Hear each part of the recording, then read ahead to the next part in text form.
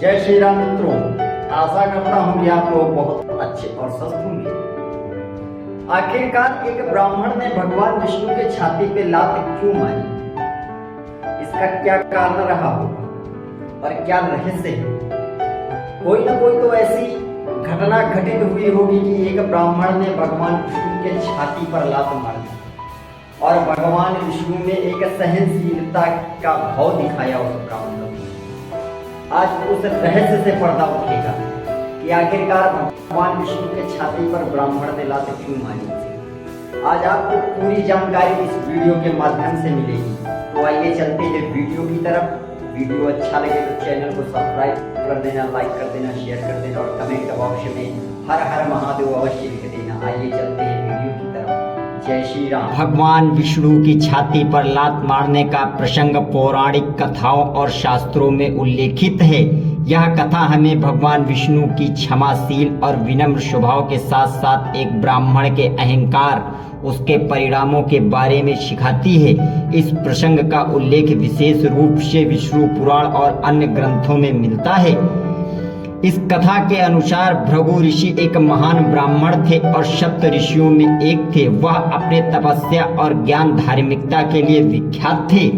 एक बार देवताओं और ऋषियों के बीच विवाद उत्पन्न हो गया कि त्रिदेव ब्रह्मा, विष्णु और महेश में से सबसे बड़ा और श्रेष्ठ कौन है। इस विवाद को सुलझाने के लिए भृगु ऋषि को चुना गया क्योंकि वे निष्पक्ष और सम्मानित माने जाते थे। भृगु ऋषि ने सबसे पहले ब्रह्मा जी के पास जाने का निश्चय किया। जब वे ब्रह्मलोक पहुंचे तो उन्होंने देखा कि ब्रह्मा जी अपने सृजन कार्य में व्यस्त थे। भृगु ऋषि ने बिना अनुमति के ही प्रवेश किया और ब्रह्मा जी से संवाद करने की कोशिश की, लेकिन ब्रह्मा जी उनके इस कृत्य से नाराज हो गए। उन्होंने भृगु ऋषि की ओर ध्यान नहीं दिया। इससे क्रोधित होकर भृगु ऋषि ने ब्रह्मा जी को श्राप दिया कि उन्हें धरती पर पूजा नहीं जाएगा।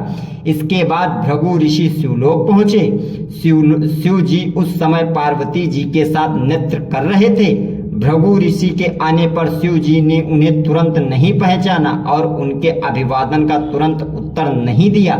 इससे भृगु ऋषि को क्रोध आया और उन्होंने शिव जी को श्राप दिया कि वे हमेशा शमशान में निवास करेंगे और उन्हें भक्तों द्वारा बेलपत्र और भस्म की ही पूजा की जाएगी।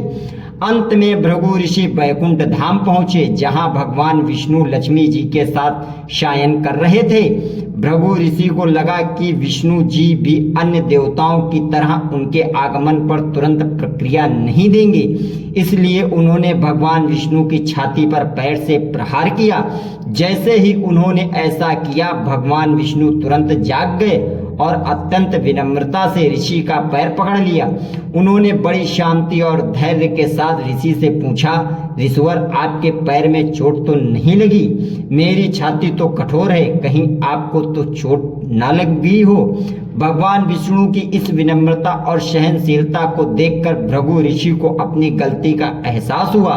उन्हें समझ में आया कि भगवान विष्णु ही सबसे श्रेष्ठ हैं, क्योंकि उनके पास अद्वितीय धैर्य और सहनशीलता है। उन्होंने भगवान विष्णु से क्षमा याचना की और इस प्रकार विष्णु जी को सर्वोच्च देवता के रूप में स्वीकार कर लिया गया। भगवान विष्णु की छाती पर लात मारने के माध्यम से कई महत्वपूर्ण बातें सीखने को मिलती हैं।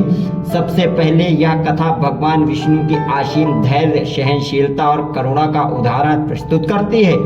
भृगु ऋषि जैसे महान तपस्वी द्वारा किए गए इस कठोर कृत्य का भी भगवान विष्णु ने बिना किसी क्रोध के सामना किया।